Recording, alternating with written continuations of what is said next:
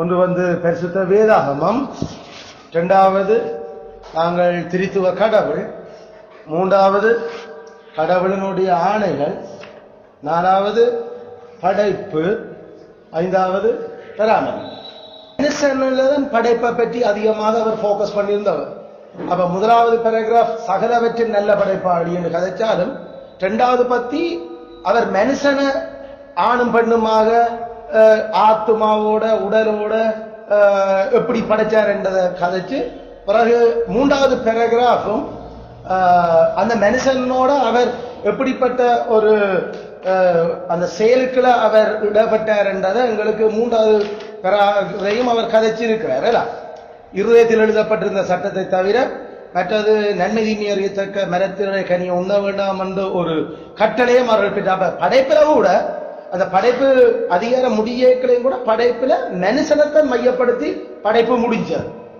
பிறகு பராமரிப்பு படிக்கலையும் அது எல்லாவற்றின் நல்ல சிறுசிதான கடவுள் எல்லாத்தையும் படித்து வழி நடத்தி அவர் ஆண்டு கொண்டிருக்கிறார் சொன்னாலும், பிறகு அந்த இரண்டாவது பெறாவிலிருந்து ஏழாவது பெறா வரைக்கும் மனுஷரில எப்படி அந்த பராமரிப்பு வேலை செய்ததான் அவர் காட்டிச்சு. அப்ப இந்த அடிப்படையில இப்ப எங்களுக்கு அப்ப போக்கஸ் விளங்குது. ஆறாவது அந்த சாப்டர்ல இருந்து 32வது சாப்டர் வரைக்கும் மனுஷன்ல தான் ஃபுல் போக்கஸ் இறங்குமே. அயல நாம வானமண்டலத்தை பற்றியோ அல்ல கடலை பற்றியோ அல்லது மிருகங்களை பற்றியோ பறவைகளை பற்றியோ இனிமேல் ஒன்றும் கதைக்க மாட்டோம். நாங்கள் ஃபுல் அண்ட் ஃபுல் போக்கஸ் பண்ணுறது மனுஷனுடைய அந்த உன்னதமான நிலையில இருந்து படைக்கப்பட்ட உன்னதமான நிலையும், புதிய வானம் புதிய பூமியில மனுஷனுடைய உன்னதமான நிலையும், அந்த ரெண்டுக்கும் இடையில எப்படி மனுஷனுடைய அந்த செயல்பாடுகளும் கடவுள் எப்படி மனுஷனோட செயல்பட்டு கொண்டு இருக்கிறார் என்றதை நாம பார்க்க போறோம். அப்ப இதான் ஃபுல் போக்கஸ். அப்ப 6ல இருந்து 32 வரைக்கும் அந்த சென்டர்ல யாரு நாம கவனிக்க போறோம், மனுஷனை வச்சுதான், மனுஷனை படுத்திதான். அப்ப அதுல ஆண்டவர் எப்படி டீல் பண்ணி கொண்டிருக்கிறார் என்றதான் நாம கதைக்க போறோம். மற்றபடி படைப்புகளும் பராமரிப்புல வேற எதிர்களுடைய படைப்பையும் பராமரிப்பையும் பற்றி எங்களுடைய பிதாக்கள் கவனம் செலுத்த இல்லை. ஏன்னா அது பைபிளினுடைய மைய கவனமும் இல்லை. பைபிள் வேதத்தினுடைய கடவுள் தன்னை விசேஷத்துல வெளிப்படுத்தினுடைய அடிப்படை நோக்கம் நித்திய வாழ்க்கைக்கு ஆதாமவால படைச்ச அதே மாதிரியான ஒரு உலகத்தை திருப்பி அதுக்கு கொண்டு வர்றதுக்கு எப்படி கடவுள் வேலை செய்யணும், அது எப்படி இல்லாம போனது என்றதுதான் மனுஷனும் கடவுளும் அந்த மனுஷனை எப்படி கடைசியில தேவன் தான் ஒன்றுமில்லாமல் இருந்து படைச்ச அந்த உலகத்துல எப்படி திருப்பி அதே மாதிரி ஒரு மனுஷன்களை திருப்பி அவர் நிப்பாட்டி வைக்கிறத பற்றி தான் பைபிளும் போக்கஸ் பண்ணது. அப்ப பைபிளுடைய அடிப்படை விஷயம் நாங்கள் சொன்னாங்க தியோலஜி, கடவுளை பற்றிய அந்த அறிவு, கடவுளும் மனுஷனுக்கு பற்றிய அறிவு தான் எங்களுக்கு மற்ற எல்லாத்தையும் பற்றி சரியா விளங்குறதுக்கு எங்களை கொண்டு போகும். சோ நாம அப்ப இண்டையில இருந்து எப்பயுமே மனுஷனை போக்கஸ் பண்ணிக்கொண்டு கடவுள் எப்படி மனுஷனோட டீல் பண்ற என்றதை நாங்கள் பார்க்க போறோம். அப்ப அதுல முதலாவது இப்ப நாங்கள் பார்க்க வேண்டியது எங்களுடைய பிதாக்கள் 6ஆம் அதிகாரத்தில் அதை சொல்லிக்கோ, மனுஷனுடைய வீழ்ச்சி, பாவம், அதுக்குரிய தண்டனை. அப்ப இதான் எங்களுக்கு மனுஷனை பற்றி முதலாவது அப்ப கதைக்கப்பட தொடங்கும். இப்ப மனிதனுடைய வீழ்ச்சி, மனுஷன் பாவம், மனுஷனுக்கான தண்டனை என்றது ஏதோ ஒரு விஷயத்தை அங்க முன் தேவைப்படுத்தி கொண்டிருக்கு. படைப்பிலேயே அது முன் தேவைப்படுத்துது, பராமரிப்புகளையும் அது அதை கொண்டிருக்கு. அதை எங்களுக்கு முற்பிதாக்கள் ஏற்கனவே அதை சொல்லிச்சினம். அதை எப்படி சொல்லி இருக்கிறீனம்? எங்களுக்கு படைப்பில 2வது பத்தியில 4வது அதிகாரம் சிருஷ்டிப்பு படைப்பில அதுல 2வது பத்தியில மற்ற எல்லா சிருஷ்டிகளையும் கடவுள் படைத்தபின் மனிதனை ஆணும் பெண்ணுமாக தாம் படைக்கப்பட்ட நோக்கமாய கடவுளுக்காக வாழ்வதற்கு பொருத்தமாக அறிவுள்ளதும் அழியாததுமான ஆன்மாக்களோடு படைத்தார். அவர்கள் அறிவு, நீதி, மெய்யான பரிசுத்தத்திற்கும் கடவுளுடைய சாயலில் படைக்கப்பட்டு, இப்பதான் இந்த பாயிண்ட் கொஞ்சம் தங்களுடைய இருதயத்திலே கடவுளுடைய சட்டத்தை எழுத பெற்று அதை நிறைவேற்றக்கூடிய சக்தியையும் உடையவர்களாய் இருந்து, என்றாலும் அதற்கு எதிராக போய் அல்லது மாறக்கூடிய சாத்தியத்துக்காகி அவர்களுடைய சுதந்திரமான சித்தத்துக்கு விடப்பட்டார்கள். அதை விட 3வது பத்தியில அந்த இருதயத்தில் எழுதப்பட்டிருந்த கடவுளுடைய சட்டம் மட்டுமில்ல, நன்மை தீமை அறியத்தக்க மரத்தின் கனியை உண்ண வேண்டாம் என்ற ஒரு கட்டளையை பெற்றிருந்தார்கள். அந்த கட்டளையை கடைப்பிடித்தது வரை அவர்கள் கடவுளோடுள்ள ஐக்கியத்தில் சந்தோஷமாக இருந்ததுடன் சிருஷ்டிப்புகள் மீதும் ஆளுகை கொண்டிருந்தார்கள். அப்ப இந்த 4வது அதிகாரத்தில் படைப்பில கொண்டு வந்து அவர்கள் எங்களுக்கு ஒரு முக்கியமான விஷயத்தை அந்த சொல்லாமலே சொல்லிட்டு போயிருக்கிறேன். சரிதான்? ஏன்னா அந்த சொல்லையில ஏன்னா ஆண்டவர் அந்த சொல்ல மனுஷனை படைக்கலையும் சொல்லையும் இல்லை. அந்த சொல்லு என்ன, அந்த சொல்லு சரியா விளங்கினாத்தான் அதோடைய அந்த சொல்லில் நமக்கு அந்த முழு அர்த்தமும் உள்ளடக்கிது. அது விளங்கிட்டா அதை நாம அடையாளம் நமக்கு தெரியுதுண்டா, பிறகு எதிலே இருந்து விழுந்தாங்க, அப்ப ஏன் தண்டிக்கப்படணும் என்றதெல்லாம் நமக்கு விளங்க தொடங்கும்.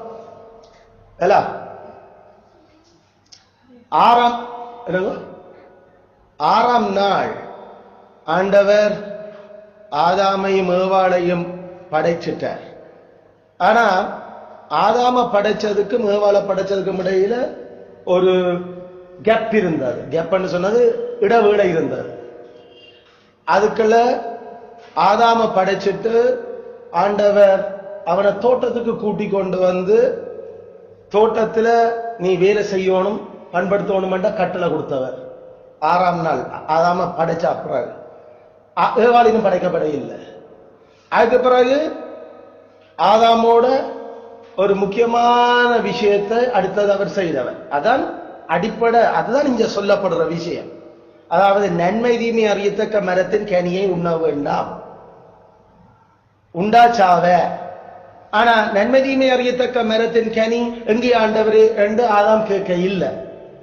ஏனண்டா அந்த தோட்டத்துல சென்டர்ல நடுவில் 2 மரம் தான் வளர்ந்திருந்தது, மிச்சம் ஒரு மரமும் அதுல சுத்தி இல்லை. அப்ப ஆண்டவர் அத வேலை பிளான் பண்ணி அந்த கார்டனை படைச்சிட்டு நடுவில் மட்டும் 2 மரத்தை வச்சு தூர இருந்து எங்க இருந்து பார்த்தாலும் அந்த 2 மரம் தெரியத்தக்க மெத்தட் அவர் அதை உருவாக்கி இருந்தார். இப்ப ஆதாமிட்ட வந்து கூட்டி கொண்டு வந்து விட்டு போட்டு எல்லாம் பண்படுத்து எல்லாம் செய்ய சொல்லி போட்டு இதுல ஒரு முக்கியமான விஷயம், இங்க 2 மரம் இருக்குது. இந்த 2 மரத்துல இந்த நன்மை தீமை அறியத்தக்க மரமும் இந்த ஜீவ மரமும் இருக்குது. நன்மை தீமை அறியத்தக்க மரத்தோட பழம் பிடுங்கி சாப்பிட்டுட வேண்டாம், சாப்பிட்டா சாவ. ஆல்ரைட், சாப்பிட்டா சாவ. அப்ப இந்த செயல் ஏற்பாடு, இந்த டீலிங் ஆதாமுக்கு 6ஆம் நாள் நடந்து கொண்டிருக்கு படைச்சவுடன். இதுக்கு பிறகு இந்த செயலுக்கு பிறகு அடுத்த ஒரு விஷயம் நடக்குது. ஆண்டவர் ஆதாமுக்கு ஒரு சோடியாக இன்னும் ஒரு ஆளை ஏற்படுத்துறதுக்கு அவர் விரும்புறார். ஆனா அது ஆதாமுக்கு அது தேவையா இருக்குதோ என்றதை அவனே விளங்கணும் என்றதை அவர் எதிர்பார்த்தார். இப்ப ஆதாம் கடவுளுடைய மகன், அப்ப தன்னை போல ஆதாம் பிஹேவ் பண்றானோன்றது அவர் அவர் தனக்கு காட்ட வேணும் என்று அவர் விரும்பினார். அதனால ஆதாம் தன்னிச்ச மகன் என்றபடியால தந்த எல்லா ஆட்சியும் பொறுப்பும் இப்ப ஆதாம் விட்டதான் மகன்கிட்ட. அப்ப அவன் தான் எப்படி ஆதாம் என்று பெயரிட்டாரோ, அதாவது அவனுக்கு மேல தனக்குத்தான் அதிகாரம் இருக்கின்றத காட்டினாரோ, அதே மாதிரி இப்ப நான் படைச்சிருக்கிற அவன் 5ஆம் நாள் மற்றது வந்து 6ஆம் நாள் காலம படைச்ச எல்லா அந்த உயிருள்ள படைப்புகளின் மீதும் இவன் தான் இப்ப பொறுப்பாளி, இவனுக்கு அதிகாரம் இருக்கு என்ன மாதிரி. அதனால இவன் தான் அதுகளை ஆளணும். அது என் மகன் பொறுப்படுத்தி செய்யறதுக்கு தேவையான ஞானம், தேவையான அந்த சக்தி எல்லாம் அவன்ல இருக்கின்றதை இப்ப எக்ஸசைஸ் பண்ணது காட்டட்டும். அது அவனுக்கே அது விளங்கணும். அப்படித்தான் அவன் அந்த ஆட்சி என்றதுக்கு ஆண்டவர் அவனுக்கு முன்னால ஊரும் பிராணிகள், மிருகங்கள், நாட்டு மிருகம், காட்டு மிருகங்கள், பறவைகள் எல்லாத்தையும் கொண்டு வந்தார். ஆகிற ஆதாம் அதுகளுக்கு என்ன பேரிட்டானோண்டா பலங்களுக்கு தெரியுது. ஒன்றுக்கு பேரிடுறதுக்கு முன்னுக்கு அதனுடைய சுபாவம் ஆதாமுக்கு அப்ப நல்லா தெரியுது. இது என்னத்துக்கு படைக்கப்பட்டது, இதனுடைய பண்புகள் என்ன, இது என்ன பிரயோசனம் இப்ப இந்த உலகத்தில் கண்டது. ஆதாம் பக்கா பூரண ஞானத்தோட இருந்த மனுஷன். அப்ப ஆண்டவற்ற அதே சாயல் இப்ப ஆதாம்ல ஆண்டவர் வெளிப்படு. அப்ப ஆண்டவர் பேர் வைக்க என்ன மொக்கத்தை நம்ம பேர் வைக்கிறேன்னு கேட்கவே இல்லை. ஆண்டவற்ற அதே காப்பி இல்ல, ஆண்டவர் ஒரு காப்பியை அவர் ஏற்படுத்தி விட்டு அந்த காப்பி சரியா எல்லாத்துக்கும் கனவச்சுதான் பேரும் வைக்குது. பேர் வைக்கிறது மூலம் ஆதாமுக்கு நல்லா தெரியும் இதுல ஏன் படைக்கப்பட்டது, இதால என்ன பிரயோசனம், இதுல எப்படி இதை நான் ஆளோடும் வேண்டாம். இப்படி பேர் வைக்கிற சூழல்ல எல்லாம் பேர் வச்ச அப்புறம் அது பேர் வைக்கல உங்களுக்கு தெரியுது. எல்லாமே எல்லா ஜாதி ஜாதியா வித்தியாசமா பல அந்த அந்த நெபேஷ் சாயாவுகள் வருகிறது. அந்த நெபேஷ் சாயா எல்லாம் ஆணும் பெண்ணுமாயும் இருக்குது. அப்ப ஆண் பெண்ணும் வடிவ தெரியுது ஆதாமுக்கு. அப்ப இதுல எல்லாத்தையும் அவன் பார்த்து இது பெண் இது ஆண் என்றதெல்லாம் இதாண்டி சரி இதுக்கு என்ன பேர் வைப்போம் என்று சொல்லி அவர் வைக்கல. அதுக்கு பிறகு அதுல வைக்கல அவருக்கு விளங்குது தனக்கு ஒரு பெண் இல்ல, தனக்கு ஒரு துணை இல்ல, தனக்கு ஒரு ஹெல்பிங் மேட் இல்ல. அவங்க அதுக்கு இருக்குது, இதுக்கு இருக்குது, இந்த பறவைக்கு இருக்கு, இந்த மிருகத்துக்கு, இந்த ஊரு பிராணிக்கு எல்லாமே சோடி சோடியா இருக்கு, எனக்கு இல்ல. அப்ப அவர் அப்பாட்ட எனக்கு ஒரு சோடி இல்லை என்றதை அவர் வடிவாக வெளிப்படுத்தினார். அதனால ஆண்டவர் அப்ப அவனுக்கு அது விளங்கின கையோட அவனுக்கு ஃபர்ஸ்ட் அனஸ்தீசியா கொடுத்து முதலாவது மயக்க மருந்து கொடுத்து அவனுக்கு முதல் ஆபரேஷனை செய்த.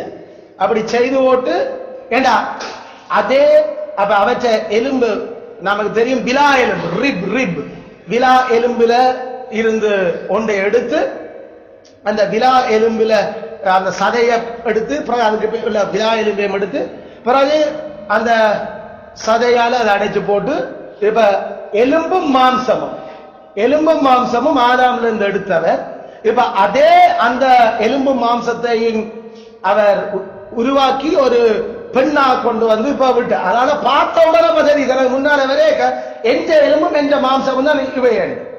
அதனால ஆண்டவர் எலும்பு எடுத்து மட்டும் படைக்கையில் ஆண்டவர் மாம்சத்தையும் எடுத்து படைச்சார். அதான் ஆண்டவர் அதை சதையினால் அடைத்தார்ன்றதுக்கு இது எந்த சதையன், அதுல எந்த எலும்பு எந்த சதை அப்படி என்ன நமக்கு விளங்கணும். ஆதாமுக்கு அப்ப ஒரு எலும்பு விலா எலும்பு இல்லாம போயிட்டு போல இருக்கு.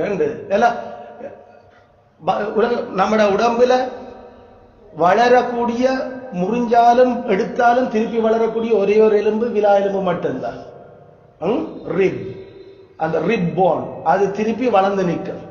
வேற எந்த எலும்பும் முறிஞ்சான் பிடுங்கினா. ஆனா இந்த எலும்பு மட்டும் திருப்பி வளர. ஆண்டவர் சரியா தான் ஆபரேஷன் செய்தவர். அதனால அது ஆதாமுக்கு ஒரு விலா எலும்பு இல்லாம இருந்தவர், அதில் பிறக்கிற எல்லா ஆம்பளைகளுக்கும் ஒரு எலும்பு இல்லாம இருக்கும் கணக்கு தப்பா யோசிச்சிருக்கு. ஆதாமுக்கு ஒரு எலும்பு இல்லையே. ஆனா அது எலும்பு டக்கண்டு வளரக்கூடிய எலும்பு. அது மெடிக்கலி வடிவா ப்ரூவ் பண்ணாங்க. ஃபர்ஸ்ட் அந்த சர்ஜரி செய்த டாக்டர் அதை வடிவா அந்த ரிப் இதுல செய்தாலே அதை சொல்லி அது நிரூபிக்கப்பட்ட உண்மை. அது நிரூபிக்கப்பட்ட உண்மை. இதெல்லாம் செய்து கொண்டு வந்து இப்ப ஆண்டவர் அதுக்கப்புறம் ஏவாளை படைச்சு இந்த ப்ரோசஸ் நடந்தது. இப்ப ஏவாளை படைக்கிறது முன்னுக்கு அப்ப 3 விஷயம் அந்த 6ஆம் நாள் நடந்தது. ஒன்று ஏதே தோட்டத்துக்கு கொண்டு வந்து வேலை செய்ய வச்சது. ரெண்டாவது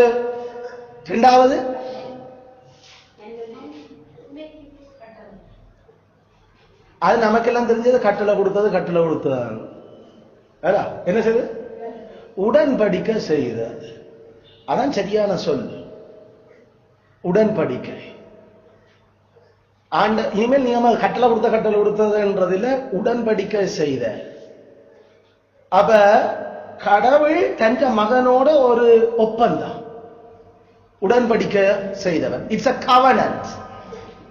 அப்ப உடன்படிக்கை செய்யணும் என்றா அப்ப ஒரு உடன்படிக்கையில இருக்க வேண்டிய 4 விஷயம் என்ன? ஒரு கவனன் ஒரு ஒப்பந்தத்தில் இருக்க வேண்டிய 4 விஷயம். எத்தனை பேர் அங்க இருந்தது? ரெண்டு பேர், அதாவது ரெண்டு பேர் ரெண்டு பாட்டி இருக்கவர். கடவுள் ஒரு பாட்டி, அவற்ற மகன் இன்னொரு பாட்டி. ஒன்று முழுக்க முழுக்க கடவுள், இரண்டாவது கடவுள்துவமும் மனுஷனுமாயிருக்கிற ஒரு ஆள் ஆதாம். கடவுள் மனுஷன் இல்லை, ஆனா ஆதாம் கடவுளும் மனுஷனுமாயிருக்கிற ஒரு மனுஷன், கடவுளுடைய சாயலை கொண்டது. இந்த ஆதாம் தான் பிறகு இயேசுவாக கடவுள் மனுஷனுமா வந்த அதே ஆள். அப்ப கவனிச்சு, அப்ப ரெண்டு பாட்டி இருக்கு. அப்ப ஒரு ஒரு கவனம் செய்யணுமோ அல்லது ஒரு வீட்டு ஒப்பந்தம் எழுதணுமோ அல்லது நாமளே ஏதாவது ஒரு அக்ரிமெண்ட் எழுதணுமோ, ரெண்டு பாட்டி, ரெண்டு தரப்பு இருக்கும். ஆகல 6ஆம் நாள் அந்த ரெண்டு தரப்பு இருக்கு. அந்த ரெண்டு தரப்பும் அவர்கள் விளங்கிக் கொள்ளக்கூடிய, அத என்ன செய்வோம் என்றதை யோசிக்கக்கூடிய, இதை செய்த என்ன விளைவு வரும் என்றதெல்லாம் விளங்கத்தக்க ஆட்களாக இருக்க வேண்டும். விளங்கத்தக்க நபர மிருகத்துக்கு ஒன்றும் விளங்காது என்ன வர. ஆகல ஆண்டவர் சும்மா அவர் அதை செய்ய இல்லை, அவர் அதுக்கு பொருத்தமான ஆவியோட நல்ல பகுத்தறிவோட தன்னை போல படைச்சார். அதனால அவனோட அவர் உடன்படிக்கைகளை நுழைகிறதுக்கு எல்லா தகுதியையும் ஆதாம் கொண்டிருந்தார். அதாவது மகன், லூக்கா சொல்ற மாதிரி ஆதாம் கடவுளின் மகன், சன் ஆஃப் காட். அது பிறகு கிறிஸ்துவுக்கு தான் பயன்படுத்தப்படுது சன் ஆஃப் காட், தேவனுடைய குமார். ஆனா லூக்கா ஆதாம் தேவனுடைய குமார். அதுல உடன்படிக்கையில ரெண்டு தரப்பு இருக்குது. டன். இப்ப அந்த உடன்படிக்கை ஒன்று செய்யணும் என்றா ஏதோ ஒரு குறிப்பிட்ட ஒரு கண்டிஷன், ஒரு நிபந்தனை தான் அங்க அங்க அந்த ஒப்பந்தங்கள் செய்யப்படுகிறது. நாம வீட்டு ஒப்பந்தம் செய்யல, நான் இந்த வீட்டுல இருக்கிறேன், நீங்கள் இருக்க எனக்கு இடம் தாங்க. அப்ப வீட்டுல வசித்தல், வீட்டுல நாம வாழுதல் என்ற நிபந்தனையோடு அந்த ஒப்பந்தம் தொடங்கும். அது மாதிரி இந்த ஒரு கண்டிஷன் இருக்கு, நிபந்தனை. நன்மை தீமை அறியத்தக்க விருட்சத்தின் கனிய சாப்பிடக்கூடாது. அதான் கண்டிஷன். நீ ஏதேனும் என்ற வீட்டுல வாழ்றதுக்கு, எந்த வீட்டுல நான் எல்லாம் செய்து வந்துட்டேன், உனக்கு எந்த வீட்டுல நீ வாழணுமோ, நீ நன்மை தீமை அறியத்தக்க இந்த நடுவில் இருக்க ரெண்டு மரத்துல அந்த ஒரு மரத்துல கனி சாப்பிட. சோ கண்டிஷன் இருக்குது. இப்ப அந்த கண்டிஷனை அந்த பாட்டி உடைச்சா, அந்த தரப்பு உடைச்சா அதுக்கு என்ன தீமை நடக்கும் என்றது ஒரு ஒப்பந்தத்தில் இருக்குது. இருக்கவே அப்ப பெனால்டி என்று நாம் சொல்றது, அதாவது தண்டனை அல்லது அதுக்குரிய அதனுடைய அந்த அந்த நிபந்தனையை உடைச்சா விளைகிற தீங்கு ஒரு ஒப்பந்தத்தில் இருக்கணும். அதை செய்யாட்டி அல்லது அதை மீறினா என்ன நடக்கும்? நாங்கள் வீடு தந்திருக்கிறோம், இந்த வீட்டுல நீங்கள் மட்டும்தான் இருக்கலாம், இத உப வாடகைக்கு நீங்க கொடுக்கலாம், வேறு ஒரு ஆளை கொண்டு வீட்டுல வாடகைக்கு வைக்கலாது என்று எழுதியிருந்தா, நாம ஓனருக்கு தெரியாம எங்கட வீடு கொஞ்சம் பெருசா இருக்குது, ஒரு 3-4 ரூம் இருக்குது, ஒரு ரூமை நாம ஒரு படிக்கிற பிள்ளை ஒரு ஆளுக்கு கொடுப்போம்னு சொல்லி ரெண்டுக்கு நாம கொடுப்போம் கொண்டு ஒரு ரூம்ல தங்க வச்சா நாம ஒப்பந்தத்தை உடைச்சிட்டோம். அதனால நாம அதுக்குரிய தண்டனை எங்களை வீட்டை விட்டு கலைப்பா, ஏன்னா நாம ஒப்பந்தத்தை உடைச்சதா. அதனால ஒரு ஒப்பந்தத்துல அப்ப பெனால்டி இருக்கு.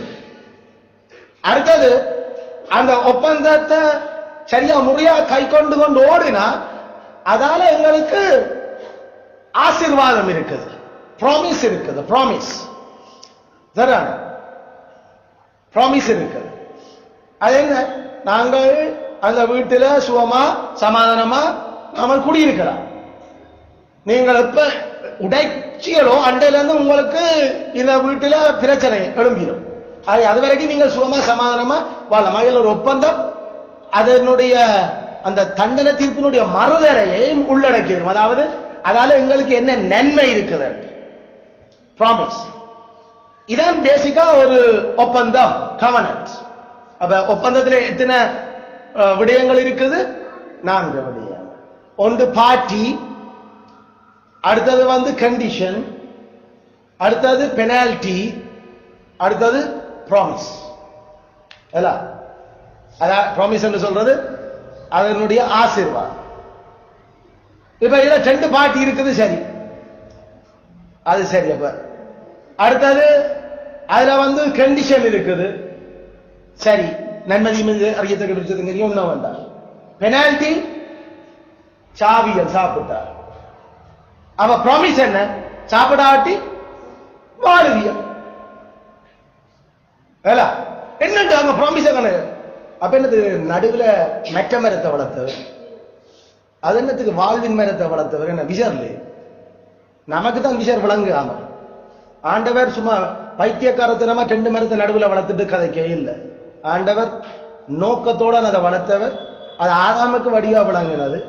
ஏனண்டா அவன் பூரண அறிவோடு இருந்தவன். இப்ப கிறிஸ்துவுக்குள்ள மறுபடியும் புதுப்பிக்கப்பட்ட நமக்கு பைபிளை சரியா விளங்கேக்கல அந்த உடன்படிக்கை ஒப்பந்தம் என்ன என்றதை நாம விளங்கேக்கல. அது நேரடியா வெளிப்படையா சொல்லப்பட்டா மட்டும்தான் ஒப்பந்த சரத்தில், மாறாக அதுல இம்ப்ளாய்டு, அதாவது அதுல மறைமுகமாக காட்டப்பட்டிருந்தாலும் அது ஒப்பந்தத்தினுடைய சரத்து தான் என்றது நமக்கு படியா விளங்குது. அல்லது ஒப்பந்தத்தை பத்தி நாம நம்மட படிப்புகள்ல படிக்கா எங்களுக்கு விளங்கும். அது நாம மேனேஜ்மெண்ட் அல்லது லோ இதுகளை நாம படிச்சா தெரியும் ஒரு ஒப்பந்தத்தினுடைய விஷயம் என்ன. அதனால அதுல நாம கட்டாயம் எழுத்துல தான் தந்திருக்கணும் என்றது இல்லை. அந்த எழுத்துல போடப்பட்டிருக்கிறதால நாம நல்லதும் அவசியமானதுமான முடிவா அதுல இருந்து நாம ஆர்கியூமெண்ட் எடுக்கலும் வேண்டா, அப்ப அதுவும் அந்த ஒப்பந்தத்துக்குள்ள உள்ளடங்கி இருக்குது. இது நமக்கு நல்லா படிச்சிருக்கிறோம். நாம அதைத்தான் நாம சொல்றாம ஒப்பந்தங்கள் நடத்தையின் மூலமும் ஒப்பந்தம் செய்யப்படலாம். அதாவது இல்ல அவர் இப்படித்தான் அவர் சொல்லவே இல்லை வாயால, அவர் ஏதோ செய்து கொண்டதும் இருந்தவர். நான் நினைச்சேன் அது ஒப்பந்தத்துல, அது நீ நினைச்சதுக்கு நான் என்ன செய்யறது? ஒப்பந்தத்துல எழுதுனா மட்டும் இல்லை, ஒப்பந்தம் நடந்தையில காட்டி கொண்டிருந்தாலும் அது ஒப்பந்தம். அதை அவர் ஏற்றுக்கொண்டபடியதான் உங்களை நானும் பேசாம விட்டவரங்களை. அதைத்தான் நாம ஒப்பந்தத்துல படிக்கிறோம். அப்ப இது ஒன்று. ஆனா பைபிளை சரியா நம்ம படிக்க இப்படியான சந்தர்ப்பங்கள்ல வாட் இஸ் அ கவனன்ட், ஒரு ஒப்பந்தம் என்றால் என்ன என்றது இங்க இருந்தா நாங்கள் அந்த இம்ப்ளாய்டு என்றதை எடுக்கிறோம். ஏன்னா ஆதாமுக்கு ஆண்டவர் சொல்லல நீ இதை சாப்பிட்டால் வாழ்வாய் என்று, இதை சாப்பிட்டா சாவா என்றா அப்ப பக்கத்தில் நிற்கிற மெட்டது அப்ப இதை சாப்பிட்டா வாழ்வேன். இது ஆதாம் அந்த ஒப்பந்தத்தை உடைச்ச கையோட ஆண்டவர் அதை வெளிப்படையாக கதைச்ச. இவனை விட்டா அந்த ஜீவ விருட்சத்தின் கனியை புடுங்கி திண்டு வாழ்ந்துருவார். அதனால இவன் நம்ம நிப்பாட்டணும். அப்ப ஆண்டவர் என்ன எதிர்பார்த்திருந்த, இவன் இந்த ஜீவ விருட்சத்தின் கனியை திண்டாலும் பிரச்சனை இல்லை, ஆனா நன்மதியுமே அறியத்தக்க விருட்சத்தின் கனியை திண்டுட கூடாது. அதுல தின்னக்கூடாது என்று சொன்னதை அவன் மீறினோடன அவன் சாப்பிடலாம் என்று சொன்னதையும் சாப்பிடலாம் என்று ஆண்டவர் மறைமுகமா சுட்டி காட்டி இருந்ததை ஓப்பனாக சொல்லிட்டு இவரை விட்டா திண்டுடுவான். அதையும் எடுத்து அதனால ஏதேனுக்கு போகும்படி அடைப்போம். அப்ப அதுல எங்களுக்கு வடிவங்குது. ஆண்டவர் அதைத்தான் இன்டென்ஷன்ல நோக்கத்துல வச்சிருந்தவர். அவன் நன்மை அறியத்தக்க விருட்சத்தின் சாப்பிட்டு இருக்கலாம். ஆனா எங்களுக்கு தெரியும் ஆதாம் நன்மை அறியத்தக்க ஜீவ விருட்சத்தையும் சாப்பிட இல்லை, ஜீவ விருட்சத்தையும் பிடுங்கி சாப்பிட இல்லை. அது எங்களுக்கு ஏவாள் அந்த 2 மரம் நடுவில் இருந்த 2 மரத்துக்கு கிட்ட போக வேண்டாம் என்று சர்ப்பத்துக்கு சொன்னதிலே விளங்கிட்டது. அது தொடையும் வேண்டாம் என்று சொன்னவர். அப்ப அந்த ப்ராக்சிமிட்டி, அந்த 2 மரம் இடத்துக்கு கூட நீ போயிடாதடி என்று சொல்லி புருஷன் சொல்லி கொடுத்தபடியால தான் அவள் அந்த 2 மரம் நடுவில் விட்டு போட்டு மிச்ச எல்லா அளவும் போகிறோம். அந்த 2 மரத்துக்கிட்ட போற யோசனையே இல்லை. அதனால இவ்வளவு நாளும் அந்த ஜீவ விருட்சத்தின் கனியும் பிடிச்சி சாப்பிடல. அதை பிடிச்சி சாப்பிட்டு இருந்தா அவன் தொடர்ந்து நிச்சயமா வாழ்ந்திருக்க முடியும். ஆனா ஆண்டவர் சொன்னார் இவன் புடுங்கி சாப்பிட்டு பாவத்துக்கு அப்புறம் நிச்சயமா வாழாம இருக்கணும்ன்றதுக்காக நான் அதை வேலி அடைக்க போறேன். அதுல இருந்து எங்களுக்கு மறுதலையில வளர்ந்து அப்ப இவ்வளவு நாளும் அவன் அதை பிடிக்கி சாப்பிட இல்லையே. சோ இந்த மாதிரியான இந்த விஷயங்கள் இருந்து எங்களுக்கு அப்ப விளங்குது. அங்க 2 பார்ட்டி இருந்தது, 2 தரப்பினர் இருந்தவங்க ஒப்பந்தம் செய்ய. ஆக குறைஞ்சது 2 பார்ட்டி இருக்கணும் ஒப்பந்தம் செய்ய. அதான் விஷயம். குறைஞ்சது 2 பார்ட்டி. நாம ட்ரை பார்ட்டி அக்ரிமெண்ட் எல்லாம் செய்யலாம். 3 தரப்பினருக்கான இடையிலான ஒப்பந்தம், 4 தரப்பினர், எத்தனை பார்ட்டியும் இருக்கலாம். ஆனா குறைஞ்சது எத்தனை பார்ட்டி இருக்கணும்? குறைஞ்சது 2 பார்ட்டி. 2 பார்ட்டி ஒன்று கடவுள், அடுத்தது கடவுளோட மகன். அந்த ஒப்பந்தத்துல கண்டிஷன் இருக்கணும். இன்னும் நீ செய்யணும், இதை நான் விரும்புறேன், இதை நீ செய்யணும். ஆக அங்க கண்டிஷன் இருந்தது. நன்மதி அறியத்தக்க விருட்சத்தை கணிச்சாப்ப என்றார். அடுத்தது அங்க பெனால்டி இருந்தது. அதாவது அவர் பயமுறுத்தினர், நீ இதை மீறினா இதை சாப்பிட்டா ஒப்பந்தம் உடையும், ஒப்பந்தம் உடைஞ்சா நீ சாவ. நாலாவது அங்க இருந்தது ஆசீர்வாதம். நீ ஒப்பந்தத்தை சரியா ஒழுங்கா கை கொண்டியண்டா நீ வாழுவ வடிவ அயல. இதான் இந்த அயல எங்களை முற்பிதாக்கள் அந்த 1689ஆம் ஆண்டு விசுவாச அறிக்கையில 4வது சாப்டர்ல சிருஷ்டிப்புல 3வது பெறாவில அதைத்தான் கொண்டு வந்து எங்களுக்கு காட்டி சொல்லிட்டு போயிருக்கிறான். மனுஷனுக்கு இதயத்துல சட்டம் எழுதப்பட்டிருந்தாலும் ஆண்டவர் அவனுக்கு ஒரு வெளியால ஒரு சட்டத்தை புறம்பா கொடுத்ததனூடாக அவர் ஒரு ஒப்பந்தம் செய்யறதுக்கு நுழைஞ்சார். ஒப்பந்தம் ஒன்று செய்யறதுக்காக ஒரு கட்டளை ஒன்று வெளிப்படையாக கொடுக்கப்பட்டது. மற்றபடி அவனோட ஒப்பந்தம் செய்ய வேண்டிய அவசியம் இல்லை. அவன் கடவுளுடைய சாயல்ல எல்லா சட்டமும் உள்ளுக்கு இருந்தார். இப்ப எங்களுக்கு தெரியும் தெய்வ செயலிலையும் எங்களுக்கு அந்த பாவத்தை பற்றி நமக்கு கதை கேட்கல. தெய்வ செயலில ஆண்டவர் 4வது பத்தியில 5வது சாப்டர் 4வது பத்தியில கடவுளுடைய சர்வல்லமை ஆராய முடியாத ஞானம் அளவிடப்பட முடியாத நன்மை ஆகியவை அவரது பராமரிப்பில் காட்சியாகி அவருடைய தீர்மானிக்கப்பட்ட ஆலோசனை கவனிச்சுக்கணும். முதல் வீழ்ச்சி உட்பட தூதருடைய மனுஷருடைய சகல பாவ செயல்களையும் சென்றட்டு இது அவருடைய வெறும் அனுமதி மட்டுமில்லாமல் மகாஞானத்தோடும் வல்லமையோடும் அவர் கட்டுப்படுத்தி அதற்காக அவர் உத்தரவும் விட்டு இருக்கிறார். அவர் இப்ப கவனிச்சுக்கோங்க, அந்த ஒப்பந்தம் ஆதாமோட 6ஆம் நாள் செய்த ஒப்பந்தம் அது உடைய போகுது. அந்த உடைகிற விஷயம் ஆண்டருக்கு தெரியும், உடையத்தான் போகுது. அத உடைகிறதுக்கு அவர் சாத்தானுக்கு அனுமதி கொடுத்திருந்தார். அனுமதி மட்டும் இல்ல, அவர் தந்த ஆட்சியாளர் அதுக்கு உத்தரவு விட்டிருந்தார். ஆல்ரைட், அது நடக்கட்டும்.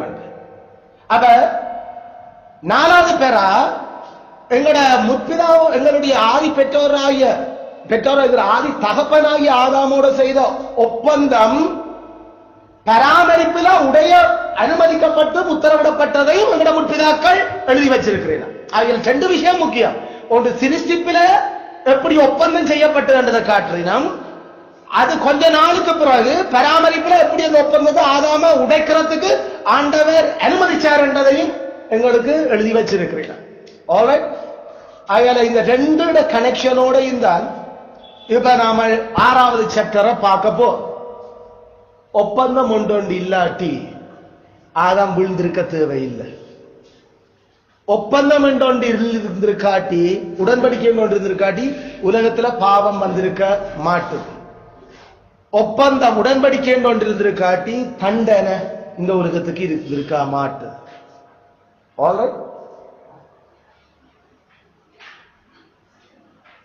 அதனால இப்ப ஆதாம் என்னென்று பாவம் ஏன் ஆதாம் என்னென்று பாவத்தை செய்யறதுக்காக முடிஞ்சது அது எங்களுக்கு சிருஷ்டிப்புல நாம சொல்லிட்டோம். அவன் தேவனுடைய கட்டளைய மீறத்துக்குரிய சாத்தியத்தோடு படைக்கப்பட்டிருந்தார். மீறாமலும் இருக்கிற சாத்தியமும் இருந்தது. நாம சொல்லமே அவனை நடுவில் ஆண்டவர் 2க்கும் மதில்ல வைக்கிற மாதிரி இஞ்சாலையும் சாயலாம் இஞ்சாலையும் சாயலாம். அவனுடைய வில், அவனுடைய சித்தம் என்று நாம் அவனுடைய அந்த முடிவு 2க்கும் இருந்தார். அது நேரம் அது மாறக்கூடியதாயும் இருந்தார். இல்ல ஆண்டவருக்காக மட்டும்தான் நான் நிற்பேன், அதுல இருந்து மாறவே மாட்டேன் என்று ஆண்டவர் மற்றதை எல்லாத்தையும் மூட்டாக்கி அல்லது மியூட் ஆக்கி அல்லது இதை டிஃபால்ட் ஆக்கி விடையில. டிஃபால்ட் சொன்னா நீ எனக்கு மட்டும்தான் கீழ்படியோணும், மற்ற ஒன்றும் முன்னால செய்ய இல்லாத அப்படி ஆண்டவர் ஆதாம படைக்க இல்லை. ஆதாம அவர் உண்ட விருப்பப்படி நீ முடிவு பண்ணலாம், எனக்கும் கீழ்படியலாம், எனக்கு எதிராகவும் போகலாம். அந்த சாய்ஸ் உனக்கு இருக்குது. அதைத்தான் எங்களுக்கு பிதாக்கள் வடிவழுகிறோம். இதை நாம 9வது சாப்டர்லையும் நாம பார்ப்போம். அதை படிக்கல கட்டற்ற சுதந்திரம் என்று சொல்லி ஃப்ரீ வில், அதாவது எங்களோட சாய்ஸ் என்றது. அந்த ஃப்ரீ வில் ஆதாமில ஆண்டவர் வச்சுதான் அவனை டிசைன் பண்ணி இருந்தவர். அதனால ஆதாமுக்கு சூஸ் பண்ண முடிஞ்சது. ஆதாமுக்கு சாத்தான் வந்து ஏவாளினூடாக கொடுத்த அந்த சதியில அந்த மரத்தினுடைய கனிதான் என்று தெரிஞ்சும் ஆதாம் அதை வேண்டி சாப்பிடுறதுக்கு அவன் விருப்பம் கொண்டிருந்தான். அதனால ஆதாமனுடைய சாய்ஸ். எங்களுக்கு தெரியும் ஆதாமுக்கு அந்த மரத்தினுடைய கனியை கொடுக்கறதுக்கு முன்னுக்கே ஏவாள் சாப்பிட்டுட்டான். ஏவாள் சாப்பிட்டு போட்டு தானும் புசித்து தன் புருஷனுக்கும் கொடுத்தார். தன் புருஷனுக்கு கொடுத்து தான் புசித்தாள் இல்ல, தானும் புசித்து தன் புருஷனுக்கும் கொண்டு வந்து கொடுத்தார். அப்ப ஆதாம் சாப்பிடறதுக்கு முன்னுக்கு ஏற்கனவே ஏவாள் சாப்பிட்டுட்டார். ஆனா பாவம் வேற இல்ல உலகத்துல. ஏன் ஒப்பந்தம் யாரோட செய்ய